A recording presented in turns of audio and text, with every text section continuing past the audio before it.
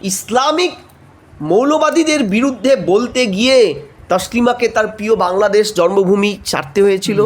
এই ধর্মনিরপেক্ষ রাজত্বে সিপিএমের, কংগ্রেসের বা তৃণমূলের যুগে যদি স্বয়ং বিদ্যাসাগর, রামমোহন, রোকেয়া থাকতেন, সমাজ সংস্কারের কথা বলতেন, তাদেরকেও এরা মৌলবাদীদের দ্বারা আক্রান্ত হতে দিতেন এবং একটা সরকারি অর্ডার বের করে রাজ্যচ্যুত করতে বাধ্য করতেন। আমি দায়িত্ব নিয়ে এখানে বলছি, এটা কোনো তৃণমূল সরকার করেনি, এটা কোনো কংগ্রেসি সরকারের রাজ্যে হয়নি, এটা হয়েছে বাঙালির গর্বের বামফ্রন্ট সরকারের সময়। ধর্মনিরপেক্ষ বামফ্রন্ট সরকার কমিউনিস্ট সরকারের রাজত্বকালে, এবং মুখ্যমন্ত্রী স্বয়ং কে বসে আছেন? বিদ্রোহী কবি সুকান্ত ভট্টাচার্যের ভাইপো বুদ্ধদেব ভট্টাচার্য মসনাদে। সেদিন তো আপনারা ক্ষমতায় ছিলেন, সেদিন আপনারাই মৌলবাদীদের কোমরে দড়ি বাঁধেননি কেন? উল্টো তাদের হাত শক্ত করতে কখনো দ্বিখণ্ডিতকে ব্যান করেছেন, কখনো শিল্পীর স্বাধীনতা, মৌলিক অধিকার, গণতন্ত্রের কণ্ঠকে আপনারা চিপে ধরেছিলেন। মৌলবাদীদের শর্তে একজন লেখিকাকে কলকাতা ছাড়তে বাধ্য করেছে। কতটা কুৎসিত, কতটা মৌলবাদীদের তোষণকারী এই কমিউনালিস্টদের আচরণ! কলকাতার রাজপথে দাঁড়িয়ে গরুর মাংস খেয়ে একটা নির্দিষ্ট ধর্মকে ছোট করা ধর্মনিরপেক্ষতা। হরগোবিন্দ দাস, চন্দন দাসকে খুন করলেও মৌলবাদীরা টু শব্দটি না করা, এটা ধর্মনিরপেক্ষতা। সিপিএম নামক, কংগ্রেস নামক, আরজেডি, এসপি, তৃণমূল নামক দলগুলোর কাছে ধর্মনিরপেক্ষতা বা আপ নামক দলগুলোর কাছে ধর্মনিরপেক্ষতা মানে সোশ্যাল ইঞ্জিনিয়ারিং। একটা শ্রেণীকে তোষণ করো, একটা শ্রেণীকে গালাগালি করো, এটাই ধর্মনিরপেক্ষতা। স্যার, 2007 সালে বাম সরকারের নেতৃত্বে বলা চলে তাসলিমা নাসরিনকে এই কলকাতা থেকে তাড়িয়ে দেওয়া বলা চলে, এবং এই 2026-এর শেষের দিকে তার কলকাতায় আবারও ফিরে আসা। এই পুরো বিষয়টা কীভাবে দেখছেন? কতটা আনন্দের বিষয় এটা? দেখো, তসলিমা নাসরিন বিশ্ববন্দিত সেই মানবতাবাদী প্রগতিশীল মানসিকতার, ধর্মের গোলামির বিরুদ্ধে লড়াই করার এমন একজন লেখিকা। ঠিক যেমন আরেকজন এখনই আমার নামে মনে পড়ছে, সালমান রুশদি, স্যাটানিক ভার্সেস লেখার জন্য তিনি কিন্তু তার দেশ থেকে বিতাড়িত হয়েছিলেন। ঠিক যেমনভাবে গ্যালিলিও সত্যি কথা, পৃথিবী ঘুরছে এই কথাটা বলার জন্য ধর্মীয় মৌলবাদীদের চক্রান্তের শিকার হয়েছিল। এমনকি ভোরের সুক্তরা, এমনকি জিহ্বা কেটে নেওয়ার ঘটনাও একটা সময় যখন হয়েছিল ইউরোপে, ধর্মের বিরুদ্ধে বলতে গিয়েই তো। ঠিক একইভাবে ইসলামিক মৌলবাদীদের বিরুদ্ধে বলতে গিয়ে তসলিমাকে তার প্রিয় বাংলাদেশ জন্মভূমি ছাড়তে হয়েছিল। ভারত এবং আরও স্পেসিফিক যেই কলকাতা সারা পৃথিবীর সাংস্কৃতিক রাজধানী, ভারতের সাংস্কৃতিক রাজধানী, সাংস্কৃতিক মক্কা, সেখানে তিনি যখন এসেছিলেন একটি অনুষ্ঠানে, সালটা 2007-এর 22শে নভেম্বর, মাথায় রাখতে হবে বিপ্লবের মাস বলে বামেরা। এতটাই বিপ্লবের মাস, এতটাই মেহনতি মানুষের মাস তারা বলেন, যে সেই মেহনতি মানুষের বিপ্লবীর মাসে এই বামেরা মৌলবাদী শক্তির কাছে, মৌলবাদী শক্তি মানে সিদ্দিকুল্লাহ, এক নামে সিদ্দিকুল্লাহ চৌধুরী, এমনকি সেই সময় সিদ্দিকুল্লাহ চৌধুরীর সাথে যুক্ত হয়েছিল আরেক মৌলবাদী, পরবর্তীকালে এমএলএ এবং এমপি, মানে তখন এমএলএ ছিল, তোমার পরবর্তীকালে এমপি হয়, সে হচ্ছে ওই ইদ্রিস আলী, মমতা থেকে প্রমোশন দিয়েছিল। তাদের নেতৃত্বে যখন মানে সাংঘাতিক আন্দোলন আছড়ে পড়ল, এমনকি তাকে মারতে উদ্ধত হলো, তাকে বাঁচাতে গিয়ে অনেকে মার খেলো, কালি ছড়িয়ে দেওয়া হলো, মুখে কালি লেপে দেওয়া হলো, কোনো রকমে প্রাণপণে তাকে নিয়ে তসলিমাকে শেল্টার দেওয়া হলো। এবং বিমান বসু স্টেটমেন্ট দিয়ে এটা সমর্থন করেছিলেন মৌলবাদীদের ফতোয়ার জন্য। 2003 সালে ইতিমধ্যেই বামেরা কিন্তু তার দ্বিখণ্ডিত তৃতীয় খণ্ডটা নিষিদ্ধ করে ফেলেছে, যেটা 2005-এ হাইকোর্টের নির্দেশে সেটা ছাড়পত্র পায়। আমার প্রশ্নটা হচ্ছে, এটা কোনো তৃণমূল সরকার করেনি, এটা কোনো কংগ্রেসি সরকারের রাজ্যে হয়নি, এটা হয়েছে বাঙালির গর্বের বামফ্রন্ট সরকারের সময়।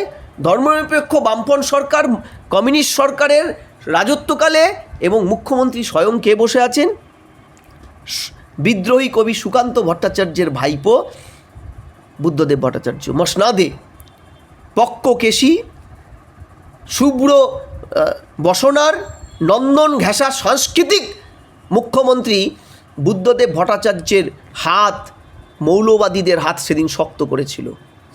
আজকে যে সিপিএমের নেতারা, কালকেও দেখছিলাম সুজন, কুজন, নির্জন, ঠিক আছে, বহুরূপ, শতরূপ, বিভিন্ন স্টেটমেন্ট দিচ্ছে এটা জাস্টিফাই করতে। আমার কাছে একটা বিনীত প্রশ্ন, সেদিন তো আপনারা ক্ষমতায় ছিলেন, সেদিন আপনারাই মৌলবাদীদের কোমরে দড়ি বাঁধেননি কেন? উল্টো তাদের হাত শক্ত করতে কখনো দ্বিখণ্ডিতকে ব্যান করেছেন, কখনো শিল্পীর স্বাধীনতা, মৌলিক অধিকার, গণতন্ত্রের কণ্ঠকে আপনারা চিপে ধরেছিলেন। ধর্ম নিরপেক্ষতাকে গলা চিপে মেরে মৌলবাদীদের শর্তে একজন লেখিকাকে কলকাতা ছাড়তে বাধ্য করেছিলেন, এবং তার পরবর্তীকালে আপনারা বহুদিন ক্ষমতায় ছিলেন, এমনকি 15 বছর তৃণমূলের রাজত্বেও আপনারা কোনো দিন এটা বলেননি। কালকে শতরূপ, বহুরূপের কথা শুনছিলাম, তিনি আবার পাল্টা বলছেন দিলীপ ঘোষের বাড়ির ছাদে এনে রাখতে। কতটা কুৎসিত, কতটা মৌলবাদীদের তোষণকারী এই কমিউনালিস্টদের আচরণ আপনারা বুঝুন। এই চ্যানেলের মাধ্যমে আমি করছি। দেখুন, আবারও বলছি, তসলিমার বাংলায় ফিরে আসা শুভেন্দুবাবুর হাত ধরে, এটা আমি নতুন কিছু দেখছি না, তার আশাটা আইনসঙ্গত, ব্যক্তি স্বতন্ত্রতার পক্ষে একটা বড় জয়। সরকারের এই ধর্মনিরপেক্ষ দৃষ্টিকোণ, সদ্য সরকার ক্ষমতায় এসে তাকে কুর্নিশ জানাই। কিন্তু প্রশ্নটা হলো যে এটা আরেকটা বার্তাও দেওয়া হলো, যারা এ রাজ্যে এদেশে বসে ধর্মনিরপেক্ষতার ঠুনকো স্লোগানটা গাইছেন, যাদের কাছে মনেই হয় যে ধর্মনিরপেক্ষতা মানে হিন্দুদের গালাগালি করা, ধর্মনিরপেক্ষতা মানে তার দলের সর্বোচ্চ নেতা হরেকৃষ্ণ সিং সুরজিৎ পাগড়ি পরে আসতেই পারেন, তার কাছে তার ধর্ম রক্ষাটা ধর্মনিরপেক্ষতা। তাদের ধর্মনিরপেক্ষতা মানে কলকাতার রাজপথে দাঁড়িয়ে গরুর মাংস খেয়ে একটা নির্দিষ্ট ধর্মকে ছোট করা ধর্মনিরপেক্ষতা। তাদের ধর্মনিরপেক্ষতা মানে তাদের দলের হরগোবিন্দ দাস, চন্দন দাসকে খুন করলেও মৌলবাদীরা টু শব্দটি না করা, এটা ধর্মনিরপেক্ষতা। তাদের ধর্মনিরপেক্ষতা সেদিন কোথায় ছিল? যেদিন কুখ্যাত জঙ্গি ইসলামিক সন্ত্রাসী ওসামা বিন লাদেনকে আমেরিকা হত্যা করেছিল 6ই মে 2011। সেদিন জানো, সারা পৃথিবী আনন্দে আত্মহারা যে একটা কুখ্যাত মানবতা বিরোধী খুন মারা গেলেন। সেদিন কলকাতার টিপু সুলতান মসজিদে তৃণমূল কংগ্রেসের অন্যতম পৃষ্ঠপোষক ইমাম বরকতি সাহেব এবং ইদ্রিস আলী, বিধায়ক তৃণমূলের, তখন তৃণমূলের বিধায়ক তিনি, তারা প্রার্থনা আয়োজন করেছিল। বামেরা কি অ্যারেস্ট করেছিল? তখন তো তৃণমূল, আমি যতদূর জানি 6ই মে আসেনি ক্ষমতায়, আসবে করছে। প্রশ্ন এখানে গিয়ে, ধর্ম নিরপেক্ষতা মানে কি?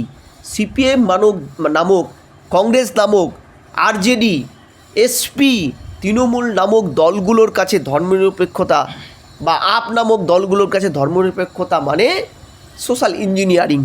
একটা শ্রেণীকে তোষণ করো, একটা শ্রেণীকে গালাগালি করো, এটাই ধর্মনিরপেক্ষতা। আজকে ধর্মনিরপেক্ষতার এতটাই তারা ঢাক বাজান যে সেই সময় কলকাতাতে একজন মহিষী নারী তিনি থাকতে পারেননি। আজ এই ধর্মনিরপেক্ষ রাজত্বে সিপিএমের, কংগ্রেসের বা তৃণমূলের যুগে যদি স্বয়ং বিদ্যাসাগর, রামমোহন, রোকেয়া থাকতেন, সমাজ সংস্কারের কথা বলতেন, তাদেরকেও এরা মৌলবাদীদের দ্বারা আক্রান্ত হতে দিতেন এবং একটা সরকারি অর্ডার বের করে রাজ্যচ্যুত করতে বাধ্য করতেন। আমি দায়িত্ব নিয়ে এখানে বলছি, দায়িত্ব নিয়ে। বিদ্যাসাগর এদের যুগে বিধবা বিবাহ, রামমোহন সতীদাহ প্রথা লোপ, কিংবা রোকেয়ার সমাজ সংস্কার মুসলিম সমাজ এবং নারী সমাজের করে উঠতে পারতেন না যদি সিপিএম থাকতো ক্ষমতায়। তথাকথিত এই বামপন্থী, তথাকথিত সেকুলার দলগুলো এই জায়গায় গিয়ে আজকে একটা ঐতিহাসিক অপরাধের থেকে বাঙালি হয়তো আপাতত মুক্ত পেল, কিন্তু বাঙালি সেদিন পুরোপুরি মুক্তি পাবে। বাঙালির সেদিন পুরোপুরি পাপ মোচন হবে যেদিন এই সুডো সেকুলারদের ঘাট ধাক্কা দিয়ে বাংলার মাটির থেকে উৎখাত করে দেওয়া হবে চিরতরে। এই সিপিএম এই কংগ্রেস, এই তৃণমূলের মতন তথাকথিত সেকুলার, সিলেক্টিভ সেকুলাররা, সিউডো সেকুলাররা, যারা বাঙালি সংস্কৃতি মানে বুঝে আমাদের শিখিয়ে এসেছে যে এখানে একটা শ্রেণীকে তোষণ করে তাদেরকে অন্ধকারে রাখো আর আরেকটা শ্রেণীকে ছোট করতেই থাকো, এইটাই ধর্মনিরপেক্ষতা। এটা যে আদপে নয় এই বাঙালি বুঝতে পেরেছে, কিন্তু সেদিন সম্পূর্ণ হবে, ষোলকলা পূর্ণ হবে, বাঙালির পাপমোচন 100% হবে যেদিন এদেরকে বঙ্গোপসাগরে ছুঁড়ে ফেলবে বাঙালির জীবন থেকে, ডিরুটেড করবে বাংলার মাটির থেকে সিপিএম, কংগ্রেস, তৃণমূল এবং অন্যান্য তথাকথিত ধর্মনিরপেক্ষ বাম দলগুলোকে।